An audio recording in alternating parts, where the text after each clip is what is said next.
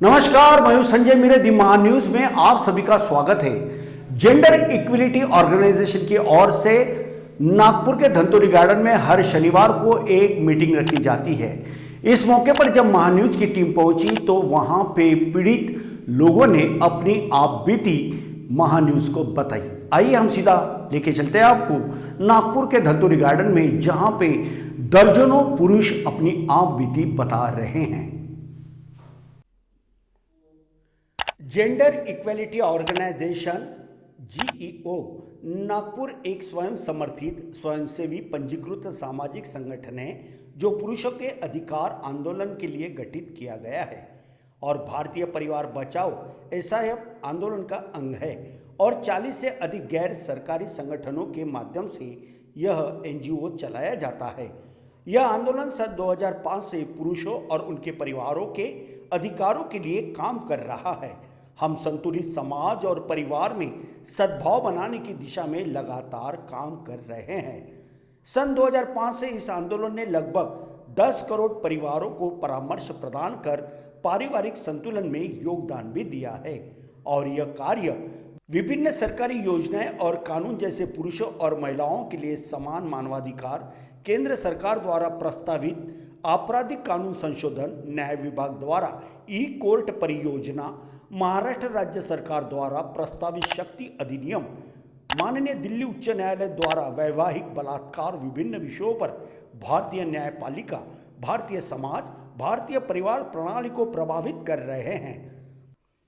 समाचार चैनलों और समाचार पत्रों के साथ साथ फेसबुक, ट्विटर, व्हाट्सएप आदि सोशल मीडिया के माध्यम से भारतीय लोकतंत्र के चौथे स्तंभ के माध्यम से भारतीय संविधान के मूल सिद्धांतों को रेखांकित करते हुए चर्चा सत्र आयोजित करना, रचनात्मक आलोचना करना, बयान भेजना, जन जागृति रैलियां आदि कार्य का आयोजन जीईओ के माध्यम से होता है। जीईओ नागपुर ने सन 2016 में पंजीकरण के बाद पिछले 6 वर्षों में पक्षपाती कानून के निर्माण के कारण कानूनी आतंकवाद के शिकार हुए। 1980 के दशक से पुरुष आत्महत्याएं बढ़ी है। 1980 के दशक से पुरुष आत्महत्याएं बढ़ रही है, लेकिन सरकार और राष्ट्रीय मानवाधिकार आयोग द्वारा पूरी तरह से इसकी अनदेखी की गई है। आंकड़ों से यह पता चलता है कि पुरुष आत्महत्या दर महिला आत्महत्या दर से 2.44 गुना अधिक है और पति आत्महत्या दर पत्नी आत्महत्या दर से 2.6 गुना अधिक है। पति की आत्महत्या के मामलों में उकसाने वालों के खिलाफ पुलिस और कानूनी व्यवस्था अपने दम पर कार्रवाई नहीं करती, जबकि पत्नी की आत्महत्या के लिए तत्काल कार्रवाई भी की जाती है। पुरुषों को उनकी महिला भागीदारों द्वारा दैनिक आधार पर यौन, शारीरिक, वित्तीय और भावनात्मक हिंसा का शिकार होना पड़ता है। भारत में पुरुष असहाय है क्योंकि घरेलू हिंसा कानून केवल एक लिंग महिला की रक्षा करते हैं। विभिन्न अदालतों द्वारा सरकार से इस पक्षपातपूर्ण कानून को बदलने के लिए कई टिप्पणियां भी की गई है, लेकिन सभी व्यर्थ है क्योंकि घरेलू हिंसा की परिभाषा ही घरेलू हिंसा के शिकार के रूप में पुरुष की स्थिति की उपेक्षा करती है और इसलिए यह भारत के संविधान के अनुच्छेद 14, अनुच्छेद 15, 1 और 21 के संवैधानिक जनादेश का उल्लंघन करती है। जैसा कि कानून पुरुषों के खिलाफ घरेलू हिंसा को बाहर करता है, पुरुष कानूनी सहायता लेने में असमर्थ दिखाई देता है। जेंडर इक्विलिटी ऑर्गेनाइजेशन के ये तमाम जो स्क्रीन पर लोग देख रहे हो, इन्होंने अपनी आप बीती दी महान न्यूज को बताई है। आइए सुनते हैं उन्हीं की जुबानी आखिर पुरुषों को किस प्रकार की तकलीफ है और कानून किस तरह से उनको मदद नहीं कर रहा है। आइए जानते हैं। दर्शकों नमस्कार, इस समय में दी महान न्यूज की टीम नागपुर शहर के एक ऐसे गार्डन में आई हुई है जहां पे जेंडर इक्विलिटी ऑर्गेनाइजेशन के ये तमाम यहाँ पे लोग आए हुए हैं जो काफ़ी पीड़ित है। आप देख सकते हैं इस समय में कि स्क्रीन पर ये तमाम लोग यहाँ पे आए हुए हैं। हर सैटरडे को ये लोग गार्डन में आते हैं और एक दूसरों से अपने दुखों को साझा करते हैं। आखिरकार ऐसा क्या हुआ कि जिनके चलते इन लोगों को आज यहाँ पे आना पड़ा। आइए हम सीधा उन्हीं के पास चलते हैं और उनसे जानना चाहेंगे। सर, ये बताइए कि जेंडर इक्विलिटी ऑर्गेनाइजेशन ये किस प्रकार का कामकाज करती है और आज इतने बड़ी संख्या में ये जो मेल है ये क्यों आए हुए हैं? जेंडर इक्वलिटी ऑर्गेनाइजेशन ये सेव इंडियन फैमिली मूवमेंट का एक पार्ट है, जो कि एक मेंस के लिए हेल्पलाइन चलाता है, जिसका नंबर है 8882498498। 498498 जो नंबर है ये पुरुष के पीड़ा को दर्शाता है। आईपीसी 498 से आप सभी वाकिफ़ होंगे। उससे घर कई सारे बर्बाद हो चुके हैं, उसको सुप्रीम कोर्ट ने भी लीगल टेररिज्म घोषित कर चुका है। इस प्रकार के आईपीसी 498 के कई सारी महिलाएं जो है अपने पतियों पर, अपने जो सास ससुर है और जो ननद है, इनके ऊपर में कई बार 498 आईपीसी का केस दर्ज करा लेती है झूठा, और बहुत भारी मात्रा में पैसे की इसके द्वारा मांग की जाती है, ताकि पूरा परिवार जो है वो बिखर जाता है इस कानून की वजह से। इस तरह से आज देखिए, आज संविधान दिवस है और हम देख रहे हैं कि संविधान जो बहुत ही सोच समझ के अच्छी तरीके से बनाया गया था, लेकिन उसमें कुछ प्रोविज़न ऐसे रख कर छोड़ दिए गए हैं जिसका अभी मिसयूज़ हो रहा है, और महिलाओं के बाजू में बहुत सारे कानून बनाए जा रहे हैं जिसकी वजह से पुरुष जो है वो पीड़ित हो रहे हैं। हम जेंडर इक्वलिटी ऑर्गेनाइजेशन जो है ये रियल इक्वलिटी में बिलीव करते हैं, और हम चाहते हैं कि पुरुषों के लिए भी समान जो है अधिकारों की रचना इस संविधान के अंदर में हो। IPC 498, protection of women from domestic violence act, ये इस तरह के कायदे हैं जो सिर्फ़ और सिर्फ महिलाओं को फेवर करते हैं, और इसकी वजह से पुरुष जो है वो दिन ब दिन वल्नरेबल होते जा रहे हैं। इसी तरह से हम देखते हैं कि मेंटेनेंस के कायदे हैं, जिसमें क्या होता है कि पुरुषों को ही महिला को मेंटेन करने की ज़वाबदारी दे दी जाती है, जिसकी वजह से हो क्या रहा है कि पुरुषों के जो फाइनेंशियल कंडीशन है वो बदलती जा रही है, और कई बार इस तरह की परिस्थिति आ जाती है कि उनको अपना घर दार बेचकर महिलाओं को, अपने मतलब पत्नी को, या जो महिला इस तरह के दावे ठोकती है उनको इंटरिम मेंटेनेंस और फाइनल मेंटेनेंस के नाम पर कई सारे रकम चुकानी पड़ती है। क्या आपको लगता है कि कहीं ना कहीं ये पुरुषों का कुछ एक्सप्लॉयटेशन हो रहा है?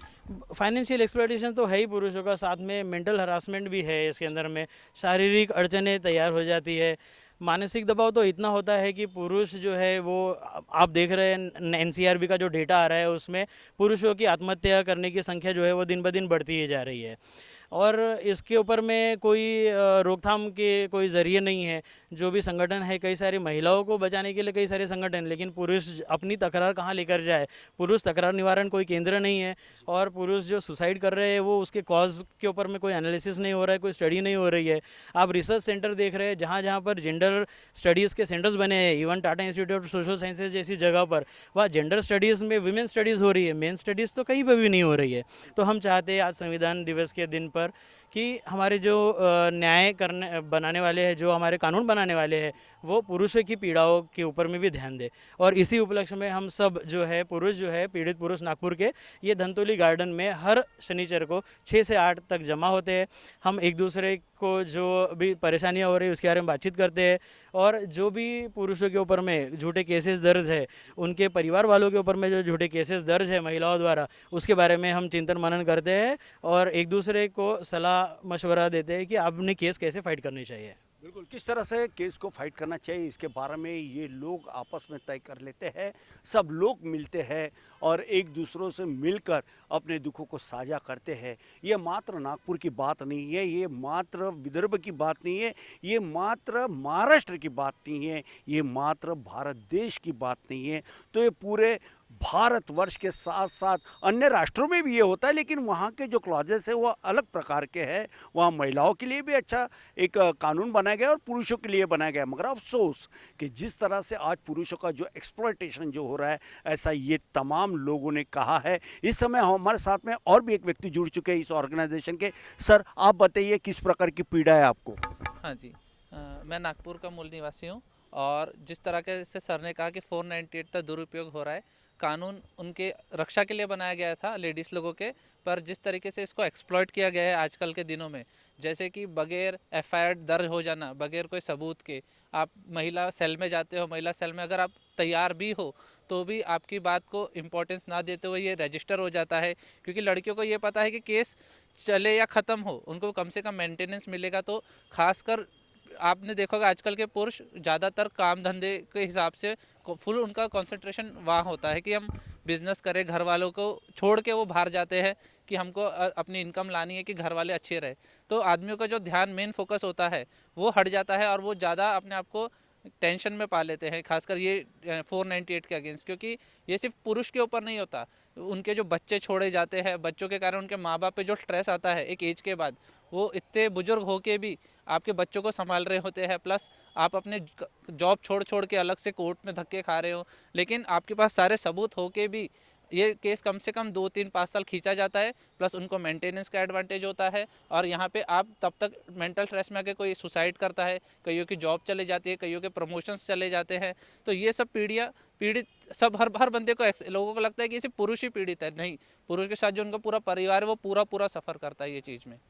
बिल्कुल बिल्कुल, जिस तरह से इन्होंने जो अपनी आप बीती बताई है काफ़ी दिल दहला देने वाली है, क्योंकि कई बार जब अनबन होती है तो महिला यानी जो पत्नी होती है अपने बच्चों को लेकर निकल जाती है। सर, क्या आपके साथ भी ऐसा हुआ है? हाँ सर, क्योंकि जो मेरी वाइफ़ थी वो मेरा 1 साल का बच्चा छोड़ के चले गई, और उसने आज तक कभी भी फ़ोन नहीं किया, एक बार भी उसके तरफ पलट के नहीं देखा। वो फ़ोटोज़ डालती है, वीडियोज़ डालती है, घूमती है, और हमने बच्चे की पूरी केयर की है, लेकिन वो बच्चे को हमने देखा है रोते हुए। जब वो पहली बार स्कूल गया, सब माँ माँ चिल्ला रहे थे, वो अकेला पापा बोल रहा था। तो ये समय आप भूल नहीं सकते ऐसी बातें। तो आपको कहीं ना कहीं जाके ये चीज़ें फील होती है। अब उनकी जो भी सोचो, लेकिन एट दी एंड सफ़र तो बच्चा करता है ना। वो बच्चे की क्या गलती है, आप बताइए। बिल्कुल बिल्कुल, बच्चे की क्या गलती है ऐसा इन्होंने कहा है। और भी एक इस ऑर्गेनाइजेशन से जुड़े हुए कुछ नौजवान साथी, उनसे भी जानना चाहेंगे। सर, आपका क्या कहना है? ये हम लोग बहुत ज़्यादा प्रताड़ित हैं, और सबसे पहले तो मैं द महान्यूज़ चैनल का बहुत बहुत आभारी हूँ कि उन्होंने हम लोग की व्यथा को सुनने के लिए वो यहाँ पर आए। ये हमारे लिए बहुत आज मतलब बोलते हैं कि संविधान दिवस है आज। सबसे पहले संविधान दिवस की भी आप सभी को शुभकामनाएं हम देना चाहेंगे, और इस अवसर पर हम लोगों को सुनने के लिए द महान्यूज़ चैनल से यहाँ पर आए। हम लोगों की व्यथा को आप लोगों के सामने, जनता के सामने रखने के लिए आप लोगों का बहुत बहुत आभार है। और तकलीफ़ तो इतनी है कि मैं खुद पिछले 6 महीने से सुसाइड करने की सोचता रहा, और इस एनजीओ की वजह से आज मैं अपने आप को रिकवर कर पाया कि मैं आज आपके सामने कुछ बोल पा रहा हूँ। नहीं तो मैं बोलने की स्थिति में भी नहीं था, इतनी बुरी स्थिति थी। हम लोग की आवाज़ कोई सुनता ही नहीं है। हम थाने में जाते हैं, वहाँ पर हम लोगों को तुमने ही किया होगा, तुमने ही गलत किया है, तुम गलत हो, यही ब्लेम पुलिस अधिकारी द्वारा लगाया जाता है। हम मंत्री के पास जाएं, हम नेता के पास जाएं, अरे तूने ही गलत किया है। मतलब सब लोग सिर्फ और सिर्फ पुरुष को ही गलत समझते हैं, महिला की गलती कोई नहीं देखता है। और ये हम लोगों के लिए सबसे बड़ा दर्द है कि ये जो एक तरफा कानून है, एक तरफा जो सुनवाई हो रही है महिलाओं की, पुरुषों को प्रताड़ित किया जाता है, वो थाने में हो, कोर्ट में हो, वकीलों के माध्यम से हो, नेताओं के माध्यम से हो, ये हम लोगों को बहुत बड़ी तकलीफ़ है। और बहुत ज़्यादा तकलीफ़ होने की वजह से ही हम लोग आज यहाँ पर इकट्ठे हैं। शायद कोई हमारी आवाज़ सुने और सरकार का ध्यान हमारी ओर आए, ताकि वो हमारे पुरुषों के लिए भी कुछ अच्छे कानून बनाए। बिल्कुल, आपकी अभी मांग क्या है? हम चाहते हैं कि जितने भी ये महिलाओं के पक्ष में एक तरफा जो कानून बने हुए हैं, थाने में अगर हम जाएं तो सिर्फ महिलाओं की बात सुनकर ही एफआईआर ना दर्ज की जाए, कम से कम एक प्रारंभिक जांच की जाए, और सबूत अगर हैं उनके पास में तो ही केस दर्ज की जाए। अन्यथा ये नहीं कि सिर्फ महिला ने जाके बोल दिया कि मेरे साथ बलात्कार हुआ या मेरे साथ अप्राकृतिक कृत्य हुआ है, और वहाँ पर पुलिस को उठाकर जेल भेज दिया जाता है बिना किसी जांच के, बिना किसी मेडिकल रिपोर्ट के। ये हम लोगों के लिए बहुत बड़ा दर्द है, और हम चाहते हैं कि इस प्रकार के जो एक तरफा कानून है इस पे बदलाव किए जाएं, इस पे संशोधन किए जाएं। बिल्कुल, एक तरफा कानून पे संशोधन किया जाना चाहिए, ऐसा कुछ यहाँ पे जो ऑर्गेनाइजेशन के जो लोग आए हुए हैं उनका ये मानना है। सर, आप क्या कहना चाहते हो? जी, इन्होंने जो कहा है ये तो बात सही है कि संविधान में सब बराबर होने के बावजूद कानून को जो इम्प्लीमेंट कर रहे हैं वो लोग एक्चुअली भेदभाव करते हैं स्त्री और पुरुषों के बीच में। स्त्री की बातें जल्दी सुनी जाती है जबकि पुरुषों को इग्नोर किया जाता है, जिसके कारण जो है विवाहित पुरुषों का दर्द बढ़ते जा रहा है और उनको आत्महत्या करने के लिए वो खुद प्रेरित हो रहे हैं। तो हमारा संगठन जो है उनको सही सलाह देते हुए उनको थोड़ा मजबूत मानसिक रूप से मजबूत करता है, और उनको ऐसे तैयार करता है कि वो इन झूठे केसेस के खिलाफ किस तरह से लड़े। जो झूठे केसेस इन पे दायर किए जाते हैं खासतौर पे पुरुषों पर, उसके लिए कहीं ना कहीं सोचने की बात है, क्योंकि ताली तो एक हाथ से बजती नहीं है, ताली दोनों हाथ से बजती है। मगर अफसोस कि आए दिन पुरुषों को भी जिम्मेदार ठहराया जाता है। और भी कुछ नौजवान साथी अपने साथ में जुड़ चुके हैं, उनसे भी जानना चाहिए। सर, आपका क्या कहना है? सर, आजकल का ये जो रूल्स रेगुलेशंस वगैरह हैं, सभी तरफ जहाँ जाते हैं वहाँ जहाँ दिखते हैं सभी महिला लोगों को सब सब सपोर्ट करते हैं। जहाँ भी यहाँ वहाँ अपनी बात लेके चले आते हैं तो फिर महिला की तरफ से ही सब चीज़ सोचते हैं। यहाँ पे पुरुष भी यहाँ पे जाते हैं, जब पुलिस स्टेशन वगैरह जाते हैं तो पुलिस वाले कुछ बातें नहीं सुनते हैं कि नहीं तूने ही किया होगा, तूने ही ऐसा किया होगा। तो ये एक तरफा कानून नहीं होना चाहिए।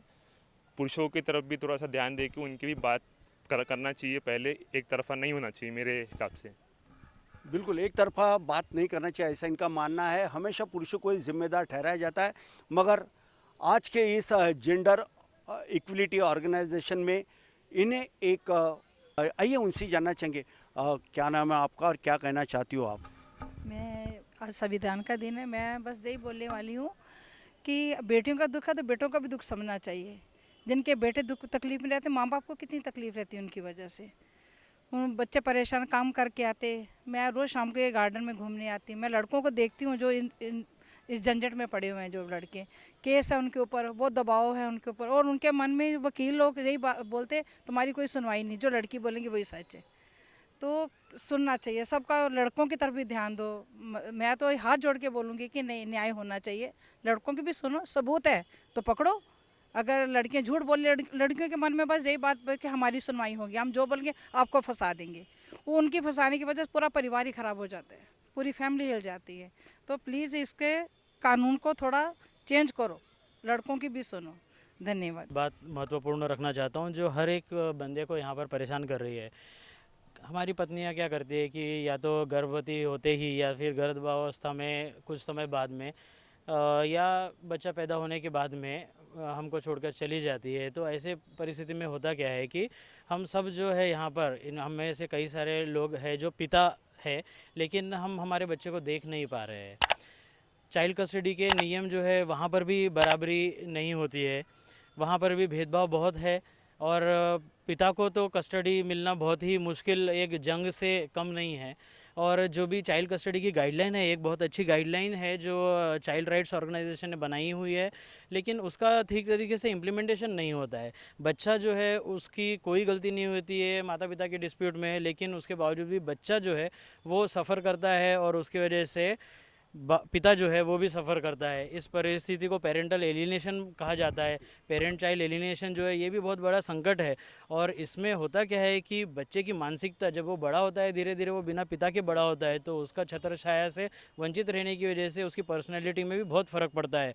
आगे जाकर वो स्त्री का, पुरुष का और किन का रिस्पेक्ट करेगा और रिस्पेक्ट करेगा ये हम बता नहीं सकते हैं अगर इस माहौल में ऐसे वातावरण अगर बढ़ते ही जाएंगे तो मैं गुजारिश करता हूँ कि शेयर्ड पेरेंटिंग, जॉइंट कस्टडी के कंसेप्ट जो बाहर के देशों में अच्छे से फल फूल रहे हैं, वो भी हमारे देश में हमारे कानून करता है जो है उसके ऊपर में काम करे।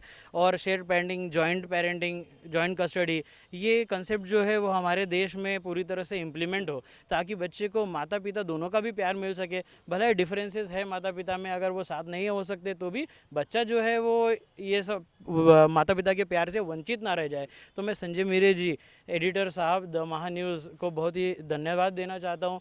कोई चैनल ऐसा है नहीं मेन स्ट्रीम मीडिया से जो हमारी इस तकलीफ़ को कवर करता है। आपने जो आज हम पुरुषों के प्रति एक पुरुष दौड़कर आया है उनकी बात सुनने के लिए, इस बात के लिए मैं अपनी पूरी टीम की तरफ से आपका तहे दिल से शुक्रिया अदा करना चाहता हूं। और आपको आपके चैनल के लिए बहुत ही शुभकामनाएं फ्यूचर के लिए मैं आप देना चाहता हूं। धन्यवाद सर। बिल्कुल ऐसा नहीं है कि पुरुष के लिए पुरुष दौड़ के आया, क्योंकि हमारे साथ में एक यहाँ पे मैडम भी दिखाई दे रही है, वे खुद महिला है, मगर इन लड़कों का जब उन्होंने दुख देखा, आप इनके चेहरे थोड़ा देख लीजिए, इनके आँखों में वो चमक है, वो एक दुख भरी दास्तान दिखाई देती है, मगर दुनिया को नहीं दिखाई दे रही है। यही एक सबसे बड़ी बात है। कानून है अच्छा, लेकिन कानून के कुछ प्रावधान जो है उसमें कुछ जो नियम है, जो रूल्स है, उसमें कुछ थोड़ा अमेंडमेंट करना चाहिए।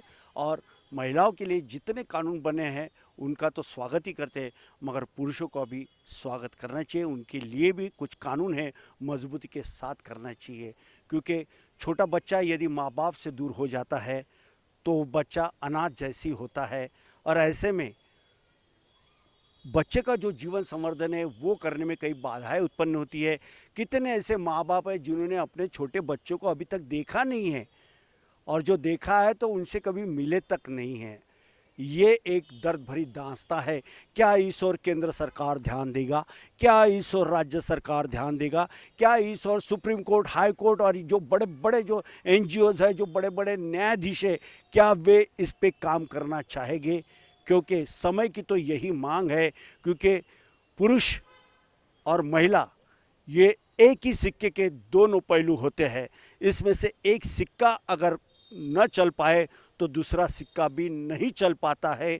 जीवन की इस डोर को आबादित रखने के लिए, जीवन की इस डोर को मजबूत रखने के लिए, चाहे महिला हो या पुरुष हो, दोनों में कानून समान होना चाहिए। यही समय की मांग है। नागपुर की धंतोली गार्डन से कैमरा पर्सन सुभाष बुटले के साथ संजय मिरद्दी, महान्यूज, नागपुर।